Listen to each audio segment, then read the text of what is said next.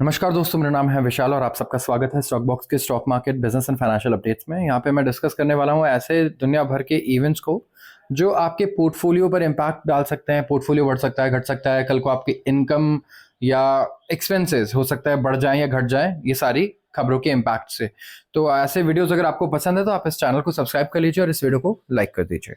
शुरुआत करूंगा सबसे पहले आर्टिकल से आईटी फर्म्स के बारे में। आईटी फर्म्स सबसे पहले तो बहुत लोगों को एम्प्लॉयमेंट देती है, लाखों लोगों को।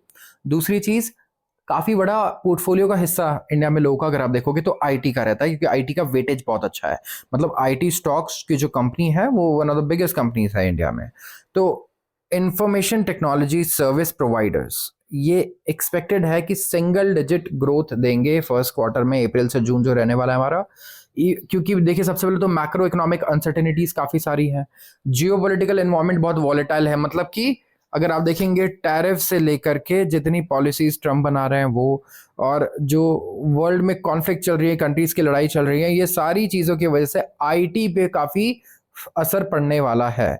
जो रोड है आगे वो काफी मतलब मैं कहूंगा लीक नजर आ रहा है इस टाइम पे तो आईटी कंपनीज के लिए, क्योंकि यूएस पे डिपेंडेंट रहती है। देखिए लार्ज पार्ट ऑफ रेवेन्यू इनका आता है यूएस से।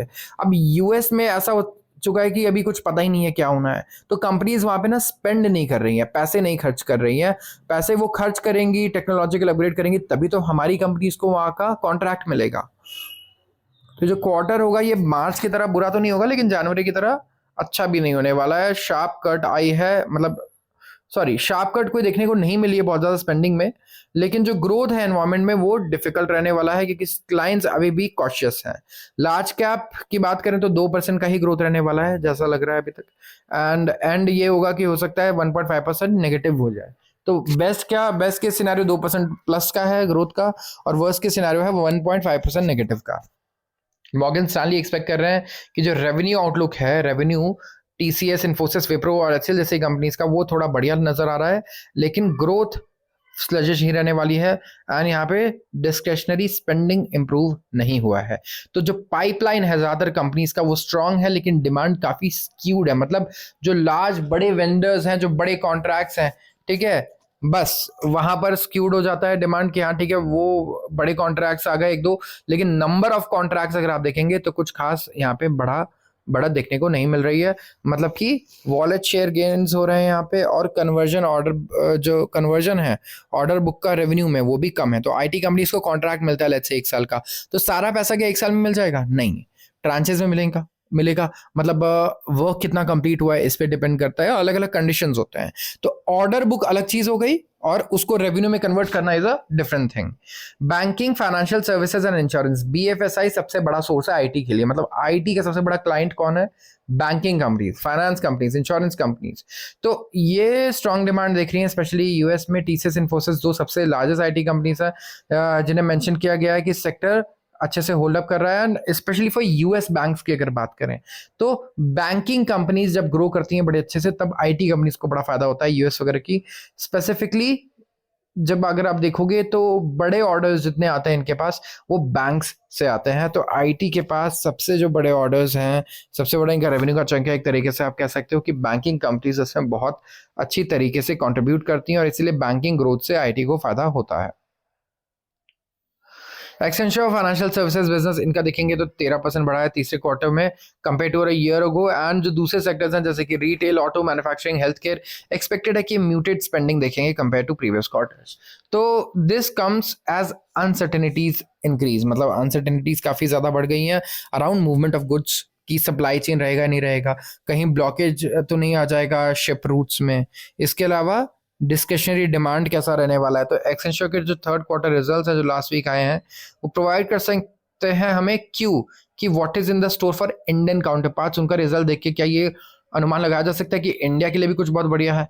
ठीक है। और जो लार्जेस्ट कंपनी है इस सेक्टर में, उनका कहना है कि जो इनका मैनेज्ड सर्विसेज है इसका रेवेन्यू कितना बढ़ा है? 9%। और गाइडेंस इन्होंने घटा करके कर दिया है 6 से 7%, सॉरी बढ़ा करके कर दिया है कि ये रहेगा 6 से 7%, जो पहले था 5 से 7%। तो लोअर एंड को बढ़ा दिया, पहले 5 से 7% लग रहा था, अब 6% आएगा मिनिमम, इन्हें ऐसा लग रहा है। तो आप देख सकते हो कि स्पेसिफिकली कुछ कंपनीज हैं जैसे एक्सेंचर, उन्होंने ग्रोथ अच्छा रिकॉर्ड किया है। एआई वगैरह से अभी कुछ बहुत अच्छा आना बाकी है। एंड जब तक अनसर्टेनिटीज रहेंगी ग्लोबली, तब तक काम इस तरीके से ग्रो नहीं करेगा जिस तरीके से पहले कर रहा था। मतलब लोग क्योंकि पैसा खर्च नहीं करेंगे खुल के, इन्वेस्टमेंट नहीं करेंगे खुल के, और जब तक वो नहीं करेंगे आईटी कंपनीज कहीं ना कहीं बैठे रहेगी कि वो ये सारा जो डस्ट है वो एक बार सेटल हो, जो अनसर्टेनिटीज हैं, टेरिफ्स हैं, और उसके बाद उन्हें प्रोजेक्ट्स मिलने स्टार्ट होंगे। तो इंडिया के जो लार्जेस्ट आईटी प्रोवाइडर हैं, इन्होंने सस्पेंड कर दिया है अप्रैल में पे हाइक्स को। और जितनी भी सैलरी हाइक्स थे, हमने कई बार देखा है पिछले 2 साल में कि ये लगातार, ठीक है, लगातार सस्पेंड करते जा रहे हैं। काफी सारे आईटी कंपनीज हमने सुन लिया, या फिर पुश करते जा रहे हैं अगले साल पे। तो आउटलुक बेटर है देन 3 मंथ्स अगो, लेकिन अभी भी वीक है than estimates. Morgan Stanley predict कर रहा है कि म्यूटेड अर्निंग्स ग्रोथ रहने वाले हैं अभी, and low to middle single digit compounded annual growth rate रहने वाला है। तो CAGR भी कम रहने वाला है, और साथ में एबिटा भी कुछ ज़्यादा खास नहीं रहने वाला है इन आईटी कंपनीज का। तो ये हो गया आईटी कंपनीज का ओवरऑल आउटलुक। आप देख सकते हो कि कितनी ग्रोथ एक्सपेक्टेड है। डबल डिजिट तो कुछ सुनने को मिल नहीं रहा है ना। आईटी में कुछ स्पेसिफिक सेक्टर्स हैं वो डबल डिजिट से ग्रो कर रहे हैं, लेकिन आईटी एज अ सेक्टर में इस टाइम पे अगर आप देखेंगे तो क्या है, सिर्फ एक्सपेक्टेशन है कि यूएस सब कुछ संभाल ले एक बार अच्छे से, और एक बार सर्टेनिटी दे दे कि वो आगे क्या करने वाला है, क्या चीज़ें चलने वाली है, स्मूथ होने लग जाए, तो आईटी कंपनीज की हालत काफ़ी सुधर सकती है। Pharma companies likely to climb US generics value chain.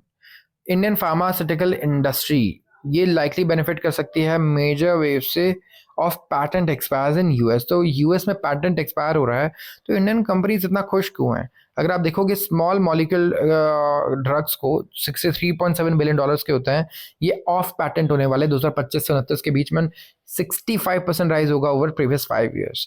तो ये बहुत बड़ा बूस्ट है, क्योंकि इंडियन आईटी कंपनीज क्या करती हैं, वेट करती हैं कि जितनी भी दवाइयां हैं जो बढ़िया तरीके से रिसर्च की गई है, जिनकी निकाला गया उन्हें, उनके पैटेंट एक बार एक्सपायर हो जाए। जैसे उनके पैटेंट एक्सपायर हो जाते हैं तो वो पुश करती हैं, उन्हें मैन्युफैक्चर करती हैं, और कम से कम दाम पे अच्छी क्वालिटी की दवाइयां बनाकर वो यूएस में एक्सपोर्ट करती हैं।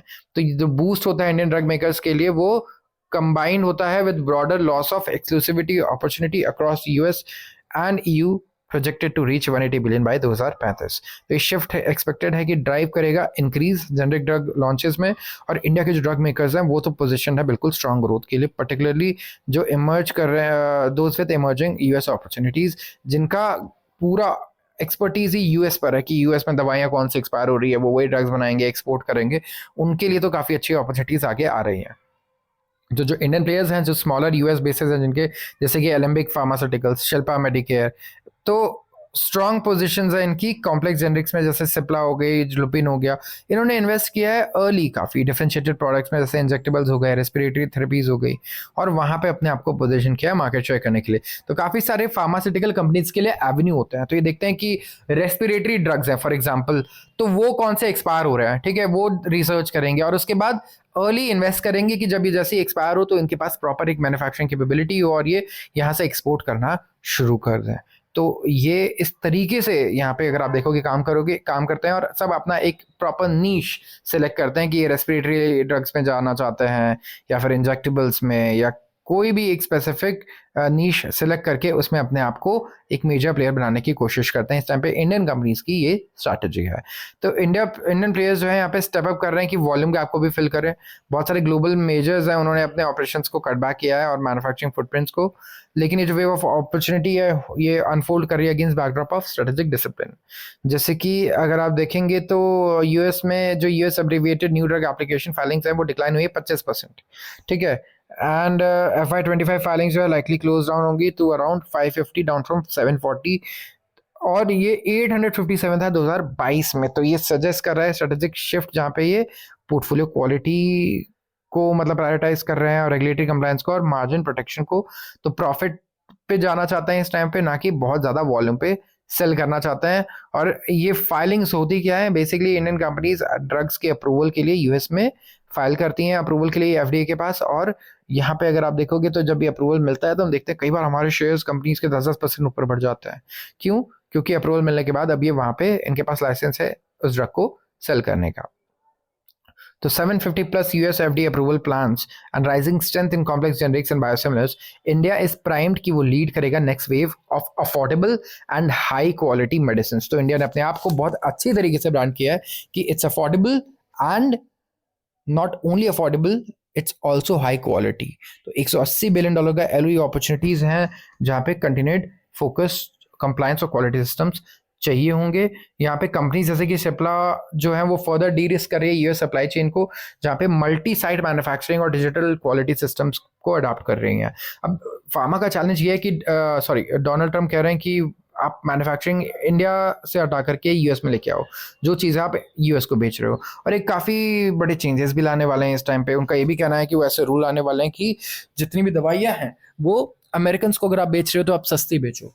तो वी हैव टू सी कि काफ़ी सारी चीज़ें जो अनसर्टेन है वो उस पर क्लैरिटी आए, तभी इंडियन कंपनीज भी थोड़ा, जो फार्मा कंपनीज है आगे उनके लिए भी एक क्लियर आउटलुक होगा। तो दो हमने आर्टिकल में फोकस किया, दो सेक्टर थे, एक आईटी था एक फार्मा था, और दोनों को प्रॉब्लम कहाँ से आ रही है, प्रॉब्लम फेस कर रहे हैं ये लोग। डोनाल्ड ट्रंप, यूएस, सबसे बड़ा प्रॉब्लम यह है कि जो यूएस से अनसर्टेनिटीज आ रही है when it comes to economic policies and business policies, जो बनाएंगे टैरिफ पॉलिसी बनाएंगे, क्या करेंगे कुछ नहीं पता। दूसरा जियोपॉलिटिकल टेंशंस, जहाँ पे सप्लाई चेन का इशू है, राइट, जहाँ पे आप एक्सपोर्ट कर रहे हो तो वो डॉलर अगर आप देख रहे हो तो काफ़ी रुपी डॉलर वॉलेटाइल हो जा रहा है, क्रूड ऑयल वॉलेटाइल हो जा रहा है। तो दूसरा एक इशू ये है। अब जैसे फार्मा जायंट लुपिन है जो कंटिन्यू करते हैं to benefit globally from its blockbuster autoimmune biologic एटेना, आई थिंक एटेनासेप्ट, तो इनका एक ब्लॉकबस्टर ये मेडिसिन है, और ये फाइनलाइज कर रहे हैं कि ये यूएस में कमर्शलाइजेशन स्ट्रैटेजी बनाए closer to drugs 2029 patent expiry. तो मतलब आप ये देखिए कि इंडिया में प्रॉपर रिसर्च इस चीज़ की चल रही है कि कौन से ड्रग्स कौन से साल में एक्सपायर हो रहे हैं, किस तरीके से हमें उसका मार्केट को अच्छे तरीके से कैप्चर करना है। सन फार्मा देखेंगे, उनका भी यही है, और ये सारी कंपनीज वो हैं जिनका यूएस रेवेन्यू का पोर्शन काफ़ी अच्छा है, करीब $40 बिलियन का एक्सपोर्ट्स आई थिंक हम लोग यूएस को करते हैं, which is a big share for our pharmaceutical companies. And expected है कि ये बहुत ही अच्छे, मतलब हो सकता है डबल डिजिट रेट से ग्रो करता रहे।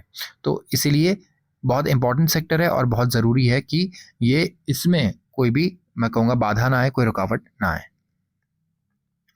अगले आर्टिकल की बात करूंगा, यह है क्रेडिट ग्रोथ के बारे में। क्रेडिट ग्रोथ का मतलब होता है लोन ग्रोथ, कितना ज़्यादा लोन मार्केट में जा रहा है, लोन कितना ज़्यादा लोन ले रहा है, तो कंपनीज हो या लोग हो। और क्रेडिट ग्रोथ बड़ा इंपॉर्टेंट होता है। क्रेडिट ग्रोथ का मतलब ये होता है कि इकोनॉमी एक्सपैंड कर रही है, यहाँ पे लोग इन्वेस्टमेंट कर रहे हैं, रिस्क ज़्यादा ले रहे हैं, खर्चा ज़्यादा कर रहे हैं, which is a good news for economy. लेकिन इस आर्टिकल का ये कहना है कि क्रेडिट ग्रोथ हो सकता है म्यूटेड ही रहे, इवन दो 100 बेसिस पॉइंट का रेट कट आ चुका है, स्टिल पॉलिसी रेपो रेट में 100% बेसिस का रेट कट आने के बाद भी बैंक्स कह रहे हैं कि क्रेडिट ग्रोथ जो रहेगा वो 11 से 13% रहेगा, एंड जो डिपॉजिट ग्रोथ रहेगा 9 से 10% रहेगा। ये अवेट कर रहे हैं कि रिडक्शन आए सीआरआर में, ठीक है, जो फेजेस में आएगा, एक बार में एकदम नहीं आ जाता, starting from fortnight beginning September 6, and ये होता है फेस्टिवल सीजन लोन डिमांड यहाँ पे। तो दिस इज टू सी कि क्या ज़रूरत है रिवाइज करने की लोन ग्रोथ प्रोजेक्शन को अपवर्ड। तो बैंक ऑफिशियल्स कह रहे हैं कि लोन डिमांड जो है सबड्यूड है, मतलब ज़्यादा कुछ है नहीं, और रिटेल डिपॉजिट्स लाना भी टफ है। इस टाइम पे आप देखोगे फिक्स डिपॉजिट में लोग पैसे नहीं डाल रहे हैं, सेविंग्स पे नहीं डाल रहे हैं, तो एक्सपेक्ट कर रहे हैं कि मार्जिनल इंप्रूवमेंट ही आएगा क्रेडिट डिमांड में अगर सीआरआर कट्स आते हैं एंड जो फेस्टिवल डिमांड्स बिगिन होती हैं। एंड कोई रिविजन नहीं है क्रेडिट और डिपॉजिट ग्रोथ गाइडेंस में, क्योंकि मार्केट कंडीशंस काफ़ी अनसर्टेन है, तो वी विल असेस कि किस तरीके से सीआरआर जो है ये कट पैन आउट करेगा, लिक्विडिटी कंडीशंस कैसे इंप्रूव होंगी, और जब सीआरआर कट होना शुरू हो जाएगा सितंबर से, तब क्रेडिट डिमांड भी इन्हें इंप्रूव होती हुई नजर आएगी। स्पेसिफिकली इंडिया में फेस्टिवल काफ़ी इंपॉर्टेंट होते हैं, तो इंडिया में अगर आप देखोगे फेस्टिवल काफ़ी सारे होते हैं और उनके अराउंड शॉपिंग ज़्यादा होती है, क्रेडिट ग्रोथ ज़्यादा होता है, तो क्लस्टर्ड रहता है एक तरीके से डिमांड भी और ग्रोथ भी around the festival months and festival dates. तो सॉफ्ट रहना है अभी, तो लोअर डिमांड है अनसिक्योर्ड लोन्स के लिए, मॉर्गेज के लिए, और कॉशियस लेंडिंग भी है to NBFCs, even though RBI ने नॉर्म्स को ईज कर दिए हैं। तो बैंकर्स बिलीव करें कि जो स्ट्रेस है ना माइक्रो फाइनेंस सेक्टर में, ये नॉर्मलाइज हो जाएगा सितंबर से, और इससे क्या होगा, जो क्रेडिट ग्रोथ भी है उसको सपोर्ट मिलेगा, पिकअप यहाँ पे देखने को मिलेगा। तो according to RBI data bank credit growth 9.7% था, 13 जून की बात है ये, जो पहले 19.5% था, तो ऊपर से 10% नीचे आ चुका है, एंड काफ़ी बड़ा रिडक्शन है, हाफ हो चुका है। एंड FY25 की बात करें तो लोन ग्रोथ 8% पे रहा है एंड डिपॉजिट ग्रोथ रहा है 10.3% पे, जो डाउन है फ्रॉम 20% एंड 13.5%। तो जो ब्लॉकबस्टर ग्रोथ रेट चल रहा था बैंक्स का, कहीं ना कहीं हम एक्सपेक्ट करेंगे कि दोबारा वो आए। तभी आप देखोगे बैंकिंग सेक्टर में जो शेयर प्राइस इंक्रीज हुआ है पिछले 5 साल में, बैंक निफ्टी कहाँ से कहाँ पहुंच गई है, वो हमें इसीलिए देखने को मिला है क्योंकि जो क्रेडिट ग्रोथ है इंडिया में ट्रेमेंडस रहा है। डबल डिजिट 20% की तेजी से क्रेडिट ग्रोथ बढ़ रहा था एक टाइम पे। तो इट्स नॉट यूजुअल कि ऐसे ही बढ़ता रहे, ऑफ कोर्स इसमें अप एंड डाउन आते रहेंगे, बट यस लोन रेट सस्ते हुए हैं और साथ ही साथ अगर आप देखेंगे तो CRR भी इंक्रीज हुआ है। तो इससे कहीं ना कहीं इम्पैक्ट आना चाहिए, एक अच्छा पॉजिटिव इम्पैक्ट आना चाहिए, लिक्विडिटी बूस्ट आनी चाहिए इकोनॉमी में, और हमारा जो इकोनॉमिक एक्सपेंशन है वो भी और तेजी से होना चाहिए। तो आज के लिए बस इतना ही। अगर वीडियो अच्छी लगे तो आप जरूर इसे सब्सक्राइब कर लें एंड वीडियो को भी लाइक कर लें। थैंक्स।